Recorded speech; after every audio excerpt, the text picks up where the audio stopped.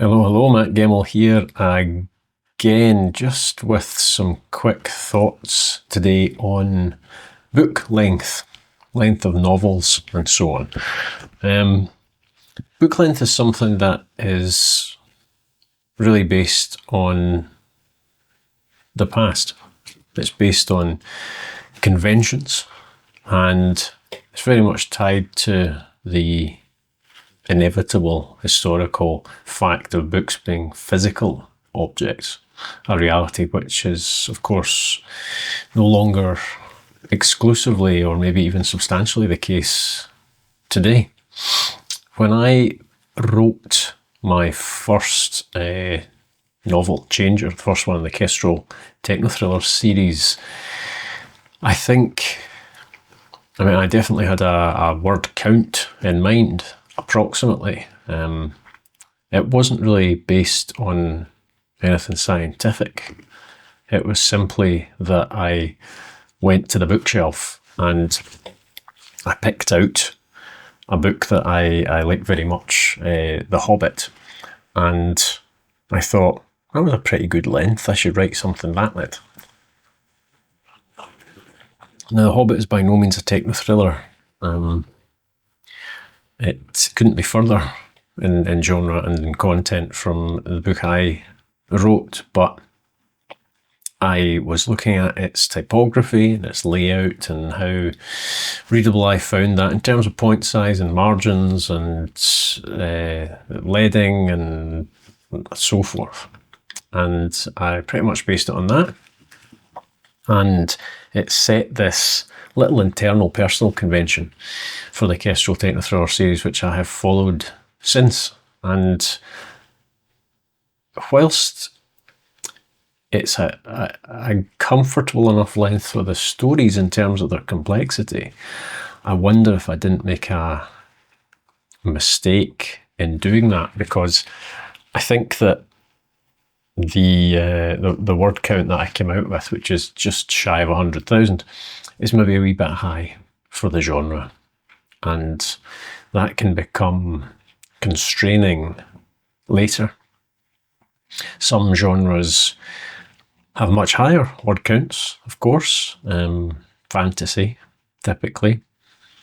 Historical novels certainly can, and there are genres, perhaps more genres, that have a lower average or guideline word count.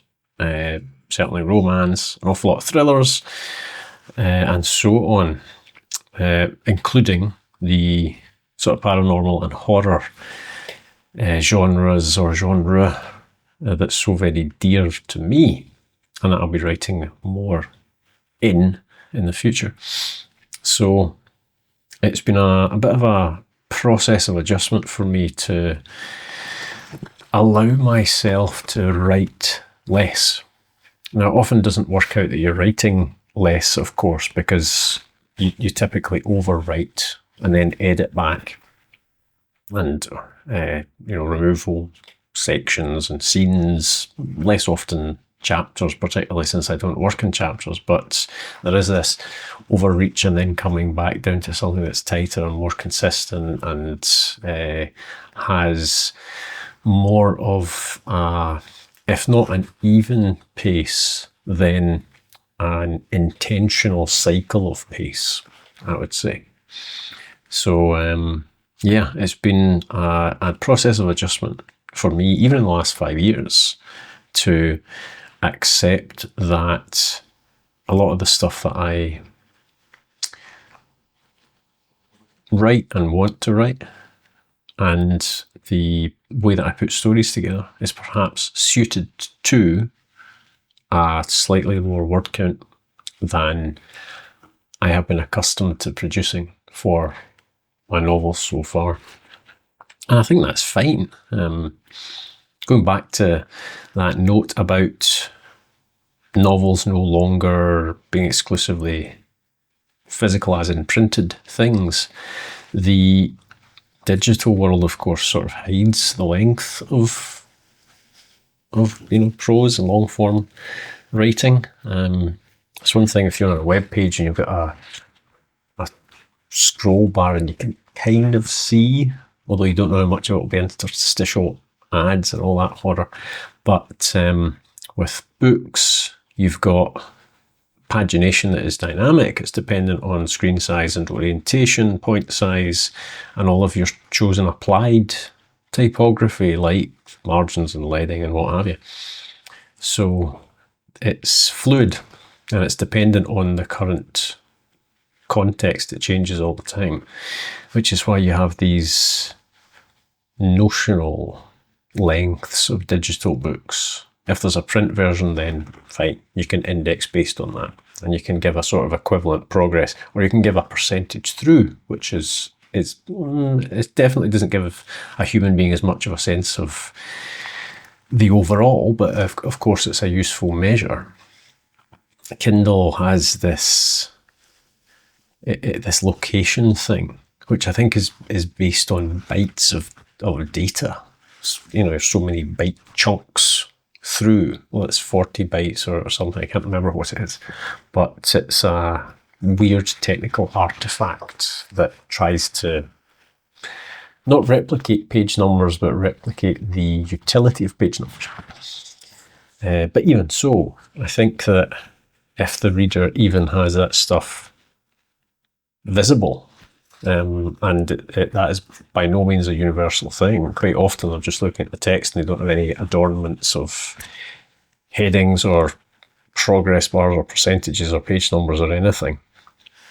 I think because the size of the device you're reading on doesn't change from book to book, such as the wonder of technology, you quickly lose a sense of how notionally, virtually deep each book is. And as long as you're not straying too far to either extreme, really short or really long, then I think it all becomes much of a muchness. So all of this is to say that I think there's a fair bit more flexibility in terms of the reader's expectations and satisfying those expectations now that books are mostly digital, if I'm allowed to say that they're mostly digital, or at least a fair percentage are consumed digitally these days.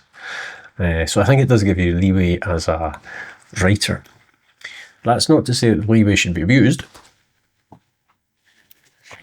Readers have expectations still, and they are very genre keyed, and you do want to have enough of a story, enough to suit the plot, and a plot that is sufficient to tell a story. It goes in both directions.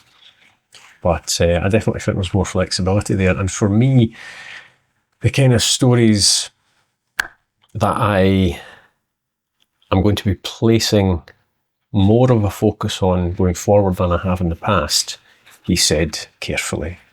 Like Little Shade Road, the horror novel. I think that there's room for them to be maybe in the 85,000 kind of range. Most definitely. They can still, of course, be longer. This is about 90,000. It maybe looks shorter than that, but this is 5x8 format, so it tends to, taller and thinner in the front to back sense. I think that if I look at a lot of the novels in these genres that I read and loved growing up, sitting in a train, going back and forth across central Scotland, most of them would be underneath that 90,000 word mark. And I think that's absolutely fine. I think I can certainly give myself permission to be at those word counts, particularly if it better suits my writing process and plots and I feel less constrained or less artificial about it. And to the writers amongst you, I would say that same thing. I would say be cognizant of genre conventions with respect to length, because people absolutely have strong expectations. You're coming in from the perspective of a genre, which is a personal preference. So there are an awful lot of things that are attached and indelibly marked upon genre. And it's not just to do with the elements within a plot, it also affects the plot itself, its structure, the characterization and degree of emphasis on word versus character versus plot, world versus character versus plot. It affects all those things, and it most certainly touches upon length. But those conventions, strictures, whatever you want to call them, have definitely become more flexible. Or perhaps it's just that because we have access to so much more output now, because anyone can get their work out there, because there's so much more, there is inevitably more variation. It's not all smack in the middle of this weird artificial average that was defined decades ago by big publishing companies.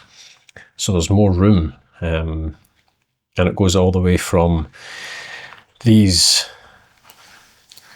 dozen plus book, 120, 150,000 words per book, fantasy or romantasy or whatever, epics, right all the way down to fan fiction and vignettes and novellas and short stories and all of the rest of it. And I think that it most definitely allows that historical sweet spot of the novel in the probably 50 to 100,000 words range to have a bit more flexibility in those barriers inside each genre. So as long as you are not,